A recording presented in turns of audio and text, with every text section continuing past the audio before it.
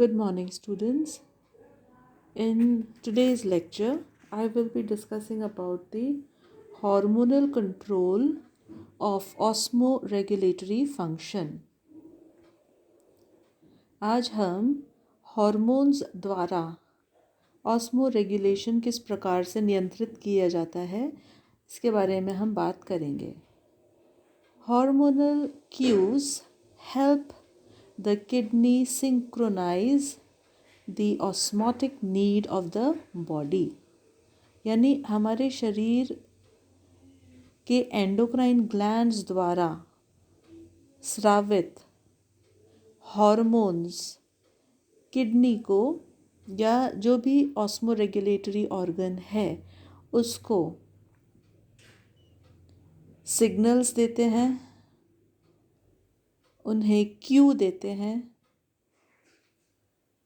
कि वे किस प्रकार से शरीर के ऑस्मोटिक रिक्वायरमेंट के अनुसार अपने किडनी को या ऑस्मोरेगुलेटरी ऑर्गन को सिंक्रोनाइज करें. Hormones like epinephrine, norepinephrine, renin-angiotensin, aldosterone, antidiuretic hormone or ADH, and atrial natriuretic peptide ATRIAL, atrial natriuretic NATRIURETIC peptide PEPTIDE peptide. All these hormones help to regulate the need of the body as well as the communication between different organ systems. Kidney operates to maintain the osmotic balance and blood pressure in the body. They act in concert with the hormones. That is, kidneys जो हैं वो हमारे शरीर के osmotic संतुलन को व हमारे ब्लड प्रेशर को बनाए रखने में, बरकरार रखने में काम करते हैं और ये हार्मोन के साथ एक तालमेल बिठाकर ही जो बैलेंस है वह बना पाता है. यदि हार्मोन्स और हमारे ऑर्गन्स के बीच में तालमेल नहीं हो तो हमारा ऑस्मोटिक बैलेंस और हमारा ब्लड प्रेशर जो है वो मेंटेन नहीं हो पाएगा. और इसके लिए हार्मोन्स जैसे epinephrine, norepinephrine, renin angiotensin, aldosterone, ADH और एट्रियल नाट्रियूरेटिक पेप्टाइड्स जो है ये सभी हार्मोन्स काम करते हैं सिंक्रोनाइज्ड फॉर्म में ताकि हमारे शरीर का ऑस्मोटिक बैलेंस जो है वह बना रहे. Hormones are typically secreted from one cell and travel in the bloodstream to affect the target cell in another portion of the body. और हार्मोन्स किस प्रकार से कार्य करते हैं ये हम जानते हैं कि वो एक ऑर्गन से रिलीज़ होता है, एंडोक्राइन ग्लैंड से रिलीज़ होता है, ब्लड से वह प्रवाहित होता हुआ, ब्लड में प्रवाहित होता हुआ वह टारगेट सेल या टारगेट टिश्यू पर आकर अपना जो असर है वह दिखाता है, जो भी फंक्शन है उसको अकम्प्लिश करवाता है. Different region of the nephron bear specialized cells that have receptors to respond to chemical messengers and hormones. हमने पिछले लेक्चर में नेफ्रॉन का स्ट्रक्चर देखा था, उसका चित्र देखा था और उसमें हमने देखा कि नेफ्रॉन में एक ग्लोमेरुलस रीजन है, फिर प्रॉक्सिमल ट्यूब्यूल्स हैं, फिर हमारी हेनली लूप है, ascending and descending Henle's loop. Then we have the distal duct. Then we have the collecting tubule. तो इस प्रकार से नेफ्रॉन के वेरियस रीजन में डिफरेंट टाइप के सेल्स हैं जिनमें रिसेप्टर्स उपस्थित होते हैं जो कि ऑस्मोरेगुलेशन के विभिन्न कार्यों को करते हैं।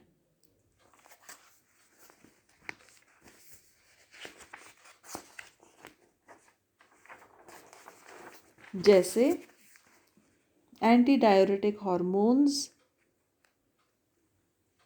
ये हाइपोथैलेमस द्वारा रिलीज होते हैं, पोस्टीरियर पिट्यूटरी रीजन में ये स्टोर होते हैं और वाटर के लॉस या पानी की जो क्षति है उसको रोकते हैं। इस प्रकार से दूसरे हार्मोन्स जैसे कि एपिनेफ्रीन और नॉन एपिनेफ्रीन ये एड्रीनल मेडुला से और नर्वस सिस्टम में प्रोड्यूस होते हैं। इनके द्वारा किडनी का फंक्शन जो है वो टेम्पररीली डिक्रीज होता है। यह हार्मोन किडनी फंक्शन को टेम्पररीली डिक्रीज करने के साथ साथ फ्लाइट और फाइट हार्मोन्स भी होते हैं। इसके अलावा रेनिन ये किडनी के नेफ्रॉन से प्रोड्यूस होता है और इसका काम ब्लड प्रेशर पर को इंक्रीज करना होता है डिपेंडिंग अपॉन ऑर्गेनिज्म किस सिचुएशन में है। एंजियोटेंसिन ये लिवर के द्वारा प्रोड्यूस होता है। एंजियोटेंसिन 2 कई सारे प्रोसेसेस को असर करता है, जो लाइफ या बायोलॉजिकल प्रोसेसेस हैं उन पे असर करता है। It affects multiple processes and increases the blood pressure. Aldosterone यह एड्रीनल के कॉर्टेक्स से रिलीज होता है, वहाँ से प्रोड्यूस होता है और यह वाटर और सोडियम के लॉस को रोकता है। एट्रियल नाट्रियूरेटिक पेप्टाइड ANP ये हार्ट के एट्रियम द्वारा प्रोड्यूस होता है। यह ब्लड प्रेशर को डिक्रीज करता है और ग्लोमेरुलस में फिल्टरेशन रेट को इंक्रीज करता है। इसके द्वारा सोडियम का पुनः एब्जॉर्प्शन यानी अवशोषण को डिक्रीज किया जाता है। It decreases the sodium resorption in kidneys. So इस प्रकार से ये हार्मोन्स जो हैं यह किडनी के साथ तालमेल रखते हुए ऑस्मोटिक बैलेंस को बनाए रखते हैं। Mammal control the volume and osmolarity of the urine.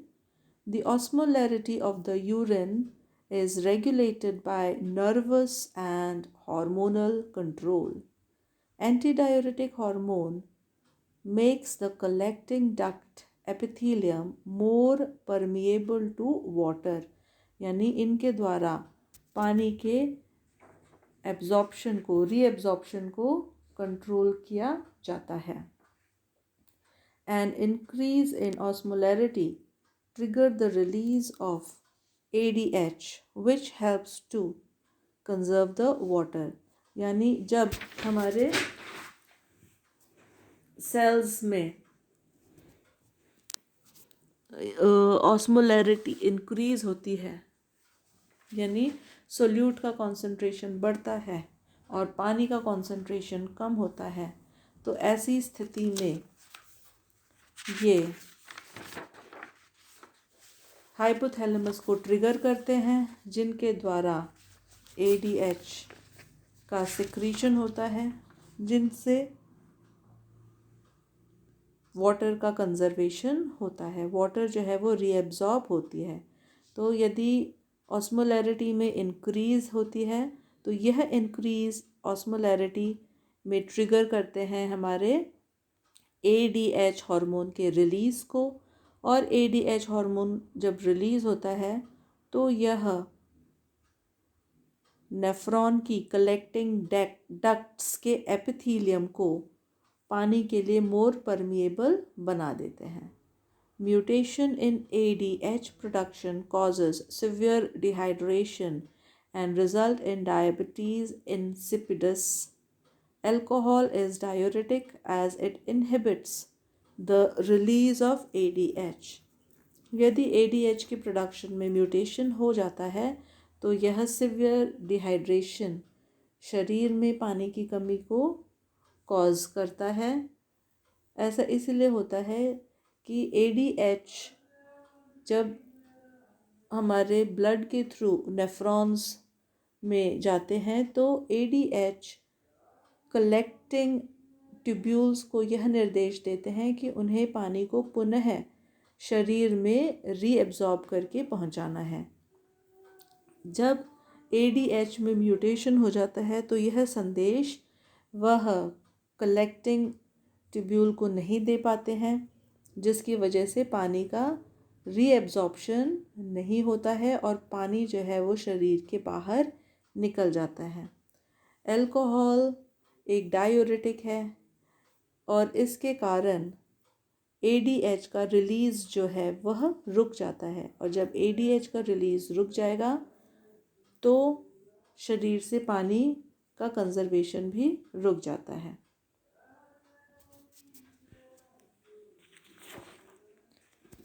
There is an renin-angiotensin-aldosterone system which helps in the maintenance of osmolarity in the biological system.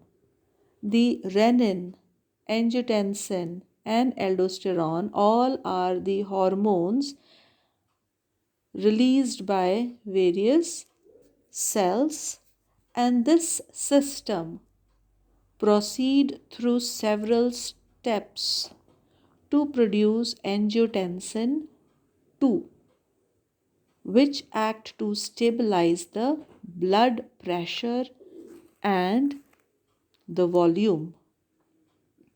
Renin, we know, is produced by the granular cell of afferent and efferent arterioles. Thus, the kidney control blood pressure and volume directly.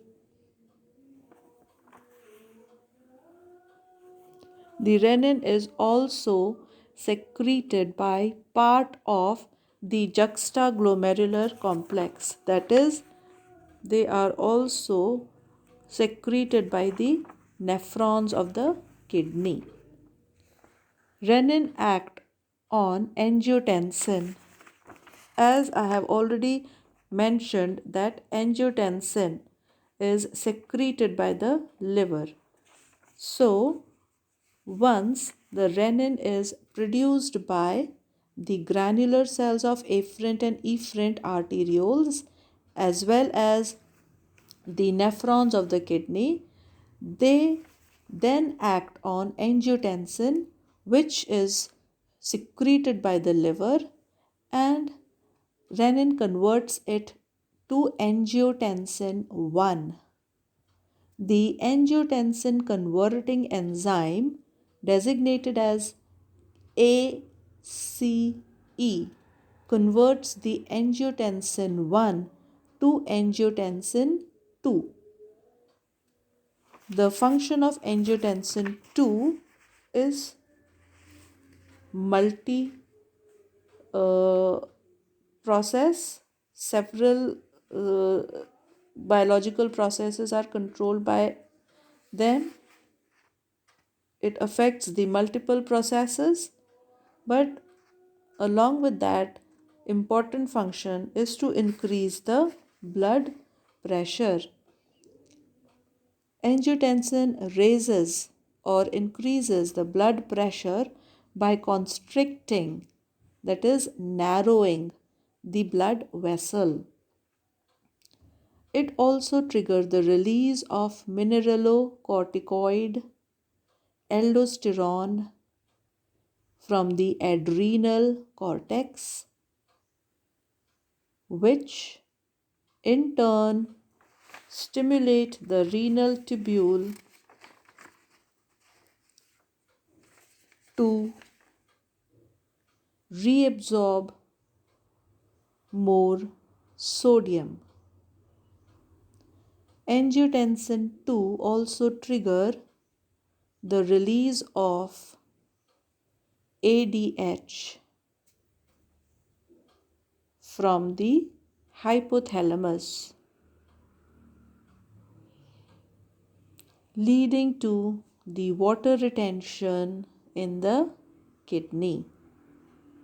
It acts directly on the nephron and decreases the glomerular filtration rate.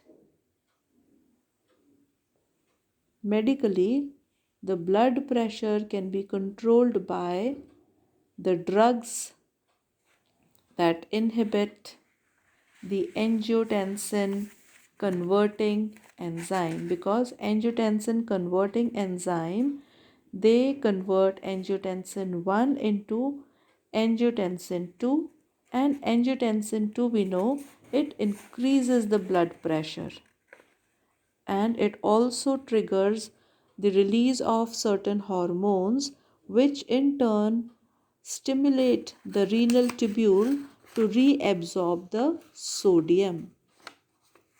Now, I have talked about mineralocorticoid and aldosterone. So, something uh, to tell you about the importance or what the function of mineralocorticoids and aldosterone are. Mineralocorticoids are the hormones synthesized by adrenal cortex that affects the osmotic balance. Aldosterone is a mineralocorticoid that regulate the amount of sodium level in the blood. Almost all of the sodium in blood is reabsorbed by the renal tubule under the influence of aldosterone. Because sodium is always reabsorbed by active transport and water follows sodium to maintain the osmotic balance. Aldosterone manages not only sodium level but also water level in the body fluid. In contrast, the aldosterone also stimulate potassium secretion concurrently with sodium resorption. The absence of aldosterone means that no sodium gets reabsorbed in the renal tubule and all of it will be excreted in the urine. In addition, the daily dietary potassium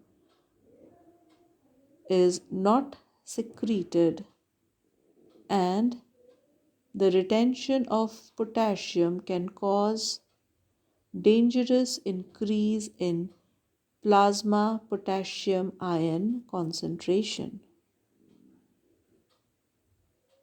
Patients who have Addison disease have a failing adrenal cortex and cannot produce aldosterone.